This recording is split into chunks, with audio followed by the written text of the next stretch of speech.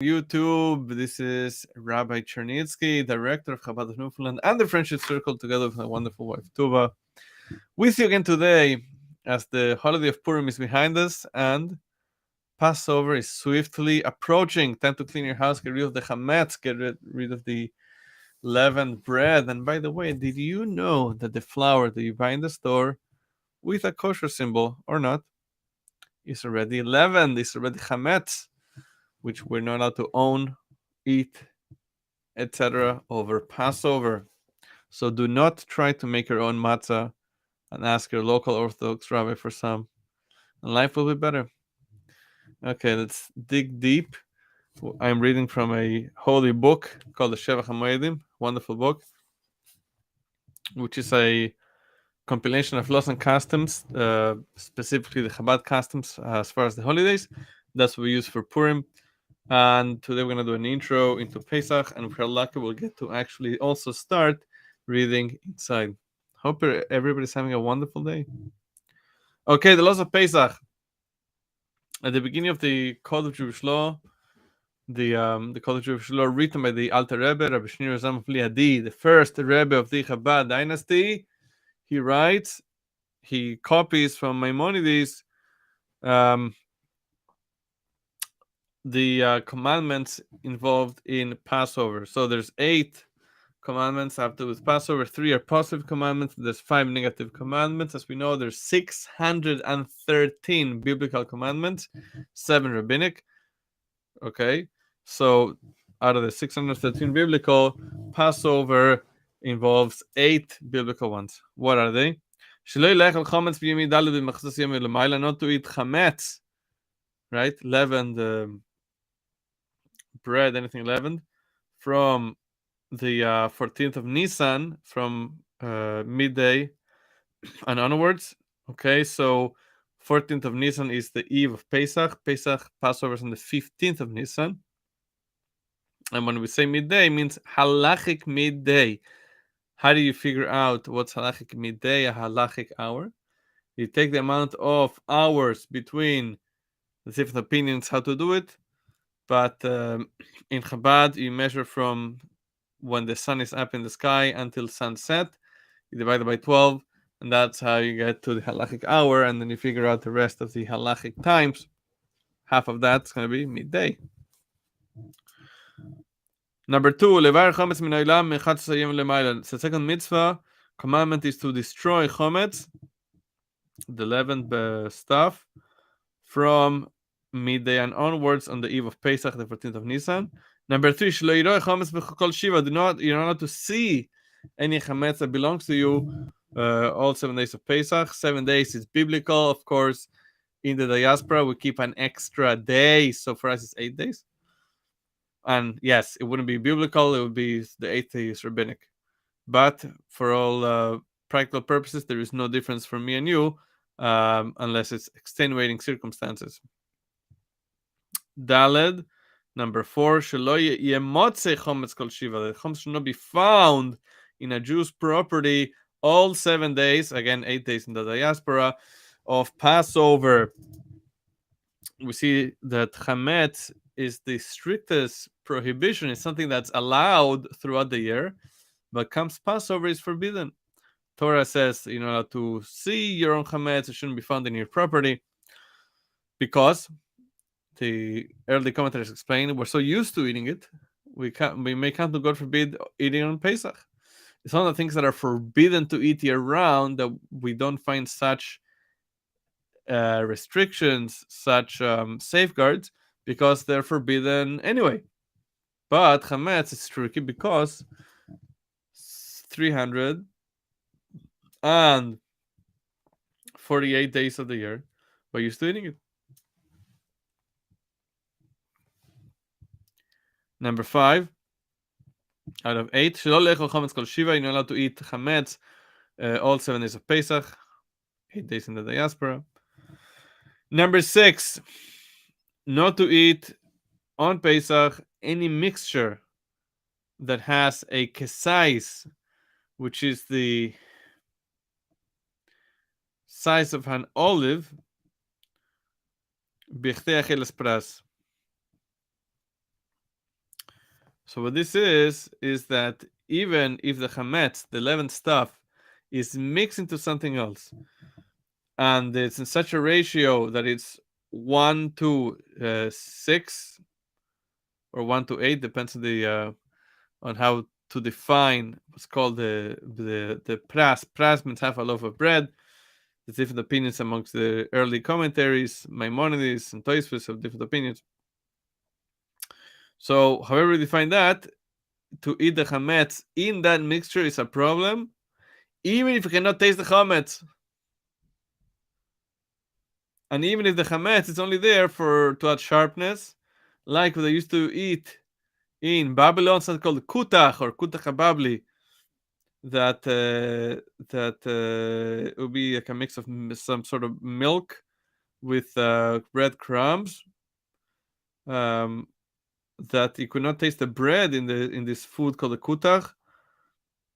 You only taste the like sourness of the bread that makes it ferment. That's still forbidden.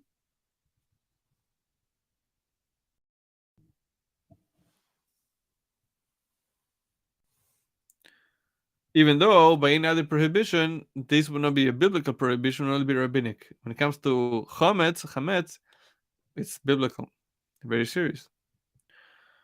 But yeah, as we said before, when it comes to chametz and Pesach, the Torah is very strict, and the Torah says, "Kol machmetzet lo yisichelu," and anything that could make other things ferment to not eat, which includes when it's mixed.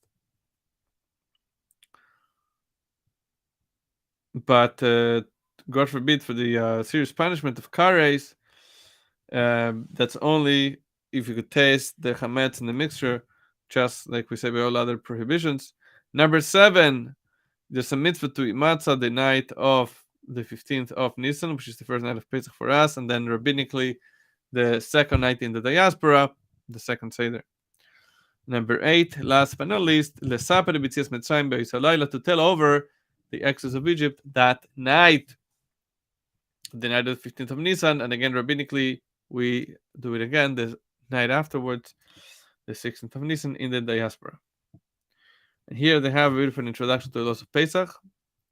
It's known that the Arizal, the holy Arizal, the great master of Kabbalah who lived in Tzfas, in Safed, Israel, writes that somebody was careful from even the smallest, minutest amount of chametz over Pesach, he is assured that he won't sin during the year. Torah is very strict when it comes to chametz. Torah tells us to destroy before Pesach and warns us it shouldn't be seen, shouldn't be found on our property. And also we can't get any benefit from it during Passover. And the punishment for eating it is very strict, kodesh.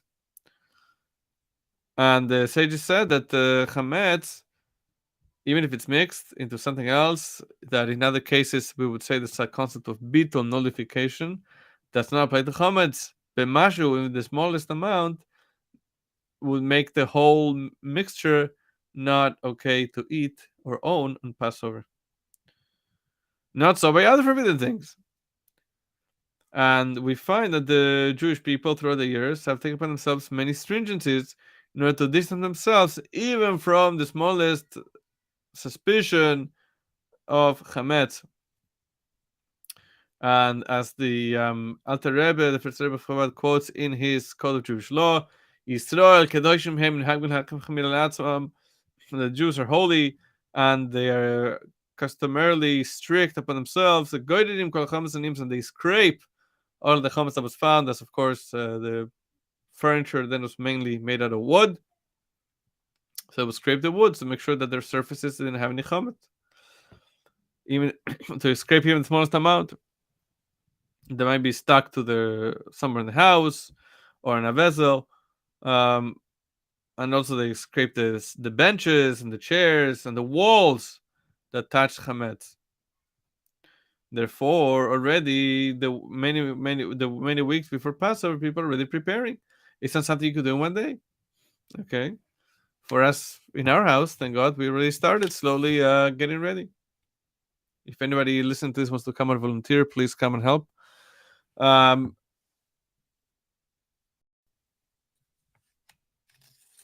There's a famous story. It was shared by the Rebbe Maharaj, the fourth Rebbe of the Chabad dynasty, Rev Shmuel of Lubavitch, the son of the Tzemach Tzedek.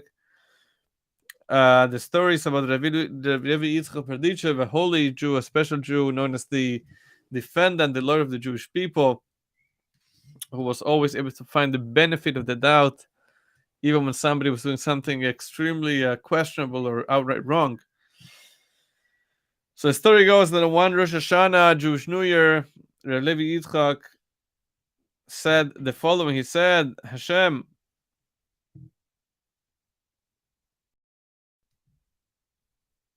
after he said the special prayer, Hiratzon, that we say after blowing off the shofar, in which we mention the names of the angels formed from the different sounds of the shofar, of the ram's horn that we blow. So after that, he said the following: Father in heaven, from merciful Father, if the angels that came out of the shofar blast that I just blew, Levi Yitzchak ben Sarah, if they're too weak, the angels formed by the shofar blast, then they should be replaced by the holy, healthy angels created by the toil and work of the Jewish people who worked hard before Pesach, before Passover. And he said in Yiddish, only works in Yiddish, Kratzen, Shoben, Reiben, Kasheren. So the same letters of the angels formed by the shofar blast, Tekiah, Shavarim, Tekiah, Kash, Rak, Kuf, Shin, Reish, Kuf. He said about the Yiddish acronyms for the things the Jews do to prepare for Pesach. So Kratzen, the Kuf, which means to scrape, Shoben, to smooth out, Reiben, to rub, and then kasher in the second kuf to make kosher, to take out the taste of chametz. So if the angels from the long shofar are too weak, then they should be replaced by these angels of created by the work done to prepare for Pesach, and they should serve us in good stead and intervene for us for good. So you see, that's a very special thing.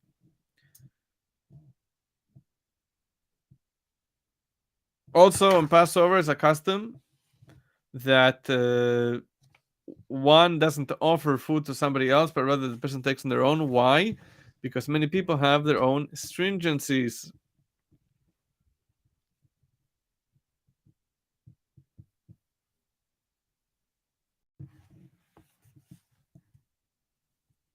Now, what is chametz? Chametz is grains of kernels of grain or flour from one of the 5 grains, which are wheat, barley, oat, rye, and spelt, that touched water, and they had no work done with them, and 18 minutes have passed since their contact with water. This is considered chametz. This is the biblical prohibition of chametz. Chametz, as we said, you can't eat it, you can't have any benefit. You can keep it in your possession throughout the whole holiday, even if it's mixed into something else. Therefore, any product that has the smallest amount of grain flour is considered chametz, is chametz. And we're going to speak about this in a later class. Ashkenazi Jews do not eat what's called kitniot or kitnies, which are different legumes. For example, rice, sesame seeds, mustard seeds, beans, chickpeas, and so on and so forth. So there is no hummus on Pesach. There's no tchin on Pesach, etc., unless you're a Sephardi. Okay. Now, a vessel that was used for chametz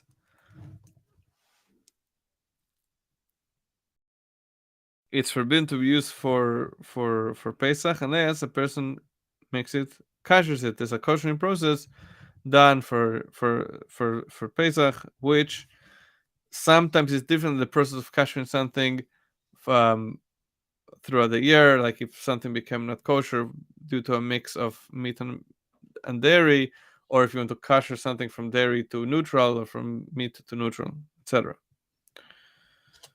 We're not going to be speaking about those laws. If you need to kosher something, kasher your kelim, you need to speak to a local, competent Orthodox rabbi. And the more ultra Orthodox, the better. Okay. So I see it's already 15 minutes. So I'm going to stop here for today. And then, God willing, tomorrow we'll actually start delving into the laws and customs of this beautiful holiday of freedom.